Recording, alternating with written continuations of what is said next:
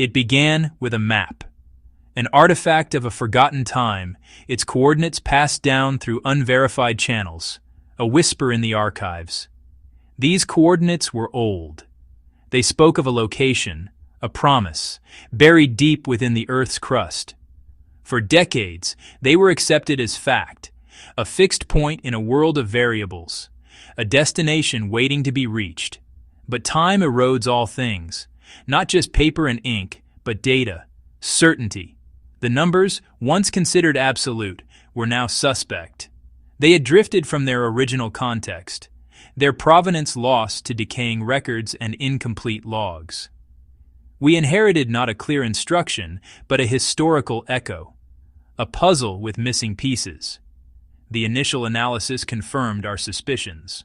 The paper was ancient, the ink consistent with period chemistry, but the data itself was an island, disconnected from any verifiable survey of its era. It was a ghost, a phantom entry in the grand ledger of exploration. Outdated. The term is deceptively simple. It implies something can be updated, corrected, but this was different. The data wasn't just old, it was obsolete. The world it described no longer existed. Continents shift, magnetic poles wander. The very ground beneath our feet is in a constant, slow-motion state of flux. To trust these numbers would be to navigate with a compass that points to a memory of north, not north itself. Every projection we ran confirmed the decay. We modeled for geological drift, for magnetic deviation, for every conceivable chronological distortion. Each simulation ended in a wider, more improbable search area. The original point became a smear of possibilities, a statistical blur stretching for kilometers in every direction. The data had expired. It was a relic, beautiful in its antiquity, but functionally useless. A historical curiosity, and unreliable. Worse than outdated, it was actively misleading, inaccurate. The margin of error wasn't a matter of meters, but of entire regions. To launch a search based on this information would be a colossal waste of resources, a fool's errand predicated on a cartographical myth. Standard procedure dictated we archive the file, label it as a legend, and move on. The protocols are clear for a reason, to prevent precisely this kind of wild goose chase. The potential for error was too high, the probability of success infinitesimally small. It was a dead end, a closed loop in the archives. Every indicator, every piece of analytical software screamed the same conclusion: abandon the search. The data was compromised beyond recovery. It was noise, not signal. A story, not a set of instructions. We almost ignored them. The report was written. The file was ready to be sealed. The consensus was unanimous. It was logical. It was efficient. It was the correct, procedural decision. To do otherwise would be to operate on a hunch, an intuition that has no place in systematic analysis. It was an act of faith, not science. And yet, there was a nagging persistence to the legend, a detail in the signal's description, a specific frequency mentioned in the ancillary text that felt authentic. It was a subtle thing, a particular resonance that, if it were real, would be unique, a synthetic fingerprint that couldn't be easily mistaken for a natural phenomenon. It was this detail, this one shred of anomalous data within the larger myth, that gave us pause. The hand was on the switch. The decision was made, but the question remained: what if? What if the story was wrong, but the echo was real? Almost. In a single moment, protocol was set aside for curiosity. A long-shot, wide-band resonance scan. Not a targeted search, but a broad sweep of the entire region, tuned to the specific, archaic frequency described in the file. It was not an attempt to find the location on the map. It was an attempt to find the signal itself, wherever it might be. A search for a needle, not in a haystack, but in an entire field of haystacks. The system powered up, energy diverted from other projects. It was an unsanctioned inquiry, a deviation from the mission plan. A risk, but some risks must be taken. Because the scan reacted. Instantly. The return was immediate and overwhelming. A powerful, coherent signal exactly matching the unique resonance signature from the file. The system flagged it as a Priority 1 contact. It was unmistakable. Not geological noise, not a solar flare or a communications satellite. It was artificial, structured, and it was strong. The energy reading was orders of magnitude higher than we could have anticipated. It was as if the object, whatever it was actively broadcasting, waiting to be found. The quiet hum of the control room was shattered by the alert. Every screen flashed with the new data. The dead end had suddenly, impossibly, opened up. Not where it should have been. The signal wasn't anywhere near the coordinates on the old map.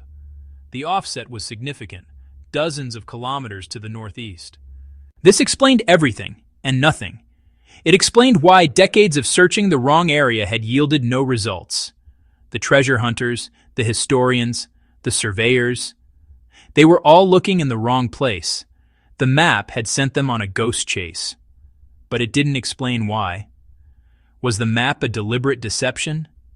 A transcription error passed down through generations?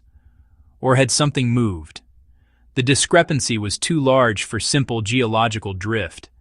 This was a fundamental error in the source material, but nearby. Close enough to be found by a wide band scan, but far enough to elude any targeted search. It was hiding in plain sight, protected by a simple, profound error. The new coordinates were locked. We had a solid, verifiable target. The ambiguity was gone, replaced by a new, singular focus. The phantom had become real. The mission parameters shifted instantly. The old map was now irrelevant. All systems were retasked to analyze the new location, this unexpected point of light in the darkness. The question was no longer if, it was what. Same depth. The first cross-reference was startling. Our preliminary seismic sounding of the new location gave a depth reading. We compared it to the notes in the original file. They were identical, to the meter. The odds of a random signal at a random location matching the precise depth from the legend were astronomically low. This was not a coincidence. This was a connection. The vertical coordinate was correct, even if the horizontal ones were wildly off. The what was buried just as deep as the legend claimed. This single point of data correlation was the first piece of hard evidence that we were on the right path. The story was flawed, but the core truths within it were holding. Same signal. The second confirmation was definitive. We ran a full spectral analysis of the incoming signal and compared it to the theoretical signature described in the archive. It was a perfect match, the same primary frequency, the same harmonic overtones, the same unique synthetic pulse modulation. It was the object's fingerprint, and it was unmistakable. This was the treasure. It had to be. The signal was not just similar, it was identical. It was as if we had a recording of a voice, and, across a vast distance and a gulf of time, we suddenly heard that same voice speaking again, live. The doubt that had plagued the project for weeks evaporated in an instant, replaced by a chilling certainty. Different place. The conclusion was inescapable. Same object, different location.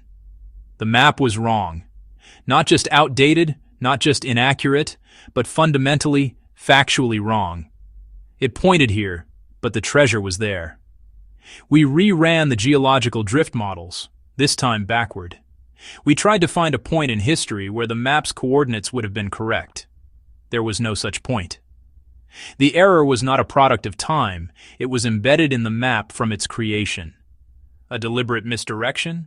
A catastrophic error in measurement? We may never know. But the result was clear. For centuries, the map had been a lie. A beautifully crafted, compelling lie that had consumed fortunes and lives.